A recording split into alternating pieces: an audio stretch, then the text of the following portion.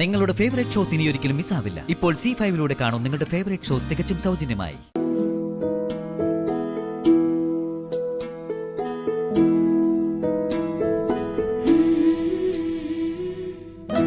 ഇനി എന്നെ സാറെന്ന് വിളിക്കരുത്. അടഞ്ഞുപോയ വാതിൽ നിറദൈവമായി തുറന്ന് വന്ദന എന്റെ മോളുടെയും ജീവിതത്തിലേക്ക് കടക്കുകയാണ്.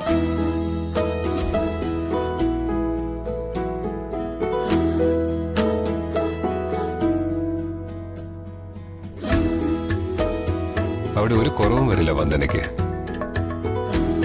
സ്നേഹിക്കാൻ മാത്രം അറിയാവുന്ന ഒരമ്മയുടെ അടുത്തേക്കാണ് വന്ദന വരാൻ പോകുന്നത്.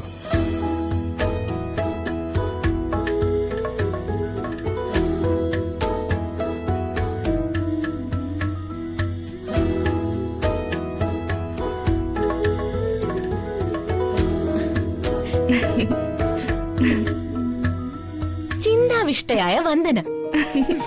ചേച്ചി ഇത്ര സുന്ദരിയായിരിക്കുന്നു ഞാൻ വിചാരിച്ചതേയില്ല. ആരും കണ്ണു വെച്ചു പോ. വീഡിയോ കോൾ ചെയ്ത് രാജീവേട്ടനെ ഒന്ന് കാണിച്ചു കൊടുക്കട്ടെ? അയ്യോ, അതൊന്നും വേണ്ട. എന്നാ ഫോൺ വിളിച്ച് എത്താറായോന്ന് ചോദിക്കേ. അതൊന്നും വേണ്ടെന്ന് പറഞ്ഞില്ലേ?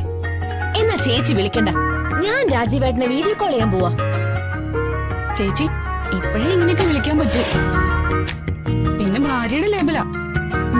അങ്ങനെ പറഞ്ഞു കൊടുക്കടി. പക്ഷേ നീ ഫോൺ വിളിച്ച് ചേച്ചിക്ക് കൊടുത്തേ.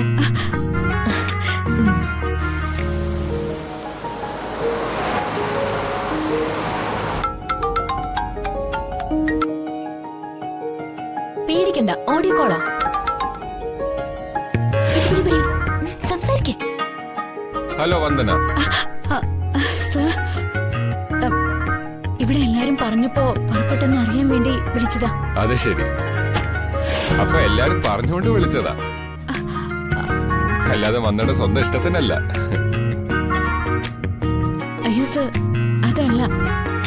ഞാൻ അങ്ങോട്ട് വിളിക്കണമെന്ന് വിചാരിച്ചുകൊണ്ടിരിക്കുകയായിരുന്നു. സ്റ്റാഫിനെ പോലെ സംസാരിക്കാതെ ഭാര്യയുടെ ടോണിൽ സംസാരിക്കുക ചേച്ചി. ഞാനേ വന്ദനെ അങ്ങോട്ട് വിളിക്കാൻ ഭാവിച്ചപ്പോഴാണ് വന്ദനയുടെ കോൾ ഇങ്ങോട്ട് വരുന്നത്. ഞങ്ങൾ ദാ എത്താറാവും. ആ പിന്നെ ഞാൻ വന്ദനയ്ക്ക് ഒരു സർപ്രൈസ് ഒരുക്കിയിട്ടുണ്ട്. സർപ്രൈസോ? എന്ത് സർപ്രൈസ്?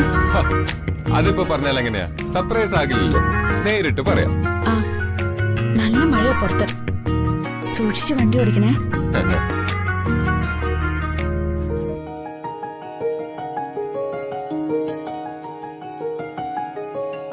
കെട്ടാൻ പോകുന്ന ആളിന്റെ ശബ്ദം കേട്ടപ്പോ സൗന്ദര്യത്തിൽ കൂടിയല്ലോ. നീ നോക്കി, അവളൊക്കെ ചുമന്ന് തൊടുത്ത്.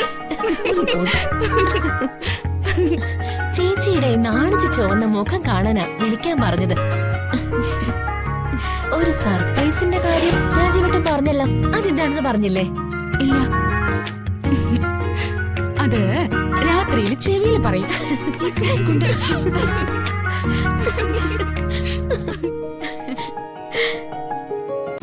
ഡൗൺലോഡ് ചെയ്യൂ C5 ആപ്പ്. കാണൂ എല്ലാ എപ്പിസോഡുകളും സൗജന്യമായി.